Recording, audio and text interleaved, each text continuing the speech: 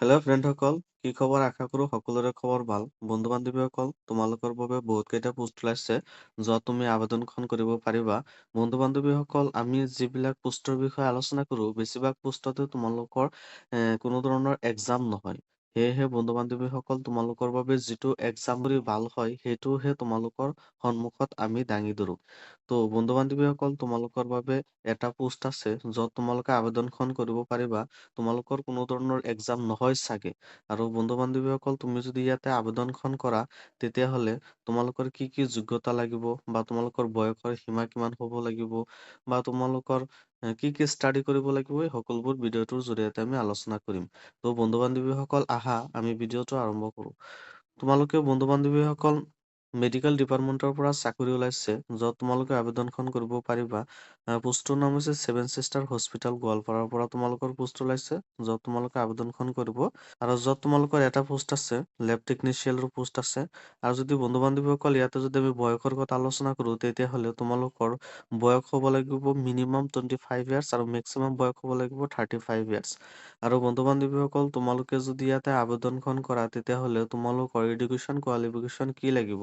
ইয়াতে যদি তুমি আবেদনখন কৰা, তেতিয়াহ'লে তোমালোকৰ এডুকেশ্যন কোৱালিফিকেশ্যন BMLT আৰু DMLT যিকোনো এটা পাছ কৰিলেই হৈ যাব।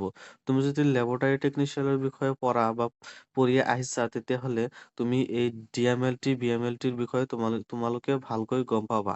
সেয়েহে বন্ধু-বান্ধৱীসকল, তোমালোকে যিসকলে BMLT বা DMLT পাছ কৰিছা, সেইসকলৰ বাবে তোমালোকৰ বাবে বহুত ভাল খবৰ। তোমালোকে ইয়াতে আবেদনখন কৰিব পাৰিবা। আৰু তোমালোকৰ কোনো ধৰণৰ এক্সাম নহয়। তোমালোকে ইয়াতে 3 বছৰৰ পৰা 5 বছৰ তোমালোকৰ লেবৰেটৰী টেকনিচিয়ানৰ বিষয়ে এক্সপিৰিয়েঞ্চ থাকিব লাগিব। তোমালোকে ডাইৰেক্ট জইনিং হ'ব পাৰিবা। তোমালোকৰ ব্যক্তিগত এক্সপিৰিয়েঞ্চৰ ওপৰত নিৰ্ভৰ কৰিব তোমালোকৰ বা তোমাৰ চাকৰি হ'ব নে নাই।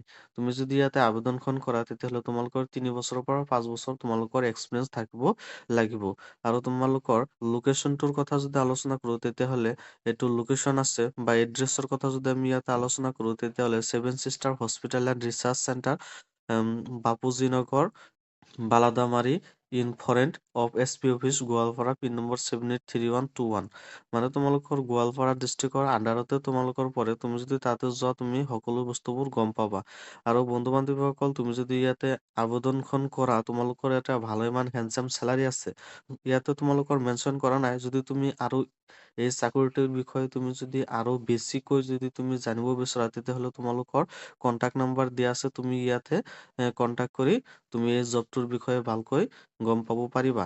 আৰু বন্ধু-বান্ধৱীসকল, তোমালোকৰ মোৰ মতে ইয়াতে বেছি তোমালোকৰ জনাৰ কোনো প্ৰয়োজন নাই। তোমালোকে জাষ্ট খালি যাই তোমালোকে তোমাৰ এক্সপিৰিয়েঞ্চৰ ওপৰত নিৰ্ভৰ কৰিব। তুমি যাই লগে লগে তুমি জইনিং কৰিব পাৰিবা। বন্ধু-বান্ধৱীসকল, তোমালোকে সোনকালে যাবা। আৰু এইটোৰ ষ্টাৰ্টিং ডেট আৰম্ভ হ'ব নৱেম্বৰৰ পৰা। আৰু তোমাৰ এইটো লাষ্ট ডেটটো আছে 10/12/2025। মানে তুমি সোনকালে যাবা, বেছি পোষ্টো নাই। ত' বন্ধু-বান্ধৱীসকল, তোমালোকে সোনকালে আবেদনখন কৰি লৈ ল'বা।